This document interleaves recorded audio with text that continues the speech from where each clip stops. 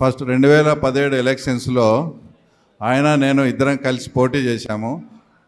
అంటే ఒకరి మీద పోటీ చేయాల్సి వచ్చింది. అప్పుడు ఆ ఎలక్షన్ పోటీ చేశాము. పోటీ చేసిన తర్వాత ఫలితం వచ్చిన తర్వాత కూడా ఎక్కడైనా నేను కానీ కనపడినా కానీ,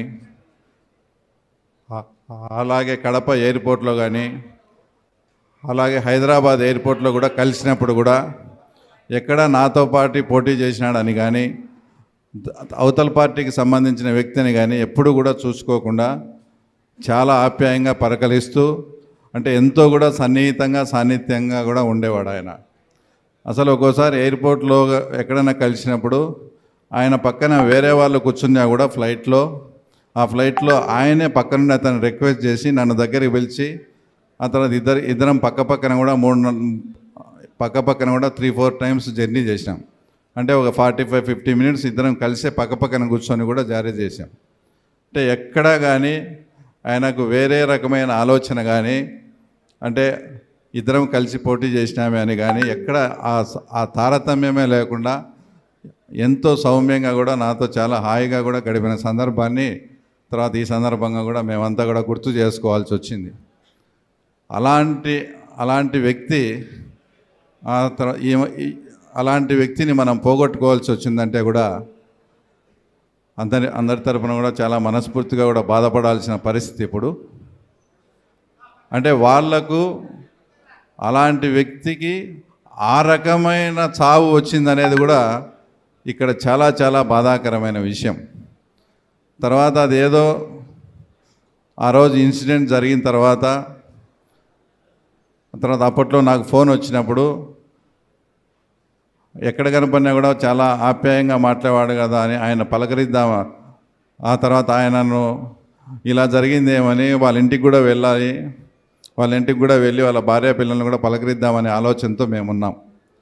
అప్పుడు సడన్గా 8:39 అయినప్పుడు ఫస్ట్ కమలాపురం ఎమ్మెల్యే గారు, తర్వాత ఇది తెలుగుదేశంలో చేసిన పని అని కూడా చెప్పడం నాకు ఇప్పటికీ కూడా చాలా బాధాకరంగా అనిపిస్తూ ఉంది. ఆయన ఆ మాట అనుకుంటే నేను ఆయన చివరి చూపు చూసే అవకాశం కూడా నాకు లేకుండా చేసినారు ఆ రోజు. వాస్తవంగా అయితే హార్ట్ అటాక్తో చనిపోయినాడు కదా, ఎక్కడ కనిపించినా పలకరిస్తూ ఉన్నాడు, మా మధ్య ఏం లేవు కదా అని ఆయన చూసేదానికి కూడా మేము పోవాలని కూడా డిసైడ్ అయిన తరుణంలో ఫస్ట్ కమలాపురం ఎమ్మెల్యే గారు అక్కడ హాస్పిటల్కి వచ్చి, తర్వాత దీని వెనక బీటెక్ రవి ఉన్నారు, వాళ్ళు ఉన్నారు, వీళ్ళు ఉన్నారు అని చెప్పడం, ఇంకా వాళ్ళు ఆ రకమైన నింద మా మీద వేసినప్పుడు మేము అక్కడికి పోవడం కూడా కరెక్ట్గా ఉండదని చెప్పేసి మేము ఆ రోజు వెళ్ళలేదు.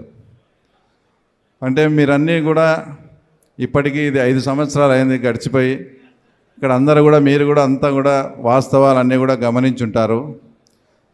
ఆయనకు ఆ రకమైన చావు రావడం ఎంతో బాధాకరం అయితే, ఆ చావు అనేది కుటుంబ సభ్యుల నుంచే వచ్చిందనడాన్ని మనకు చెప్పుకోవాలనే ఒక రాయలసీమ వాసిగా, ఒక పులివెందుల వాసిగా కూడా చాలా సిగ్గు. ఎందుకంటే ఆయన గడిపిన జీవితానికి, ఆయన చేసిన సేవకు కానీ ఆ రకమైన ఆలోచన వాళ్ళు ఎందుకు చేశారు, అంత ఘోరంగా ఎందుకు చేయాల్సి వచ్చిందని తలుచుకుంటే వాస్తవంగా అయితే ఇప్పటికీ నమ్మబుద్ధి కాదు. అయినా కూడా ఇక్కడ పరిస్థితులు, తర్వాత మాకు ఉండే ఎన్నికైన సర్కమ్స్టెన్సెస్ అన్నీ చూసుకుంటే కూడా ఇంత దారుణానికి పాల్పడ్డారా అని అందరం కూడా మనం ఇక్కడ ఉండే వాళ్ళు అందరం కూడా మనం తప్పకుండా చింతించాల్సిన అవసరం.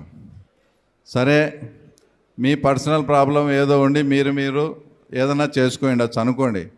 దాని అవతల్లో 2 రోజుల ముందే మా జాతీయ పార్టీ అధ్యక్షుని మీద, తర్వాత అప్పట్లో మా పార్టీలో ఉండే ఆదినారాయణ రెడ్డి మీద, నా మీద కూడా అభాండాలు వేసి, అది ఇంకా ఏ స్థాయికి పోయిందంటే లాస్ట్కు దీని వెనుక నర్రెడ్డి సునీత గారు, తర్వాత రాజశేఖర్ గారు, శివప్రకాష్ గారు ఉన్నారనే స్థాయికి వాళ్ళు, అంటే ఆ స్థాయి కూడా ఈ సబ్జెక్ట్ని వాళ్ళు తీసుకుపోవడం అనేది అసలు చాలా చాలా దారుణమైన విషయం.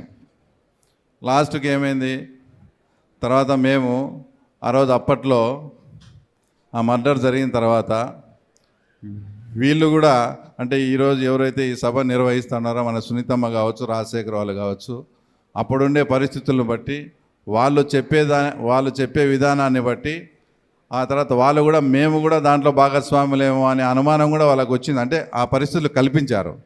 తర్వాత వాస్తవాలు తెలుసుకున్నారు. తర్వాత వాళ్ళు మీకు సంబంధం లేదని మమ్మల్ని చెప్పినారు. అదృష్టం కొద్దీ అది సిబిఐ ఎంక్వైరీకి పోయింది.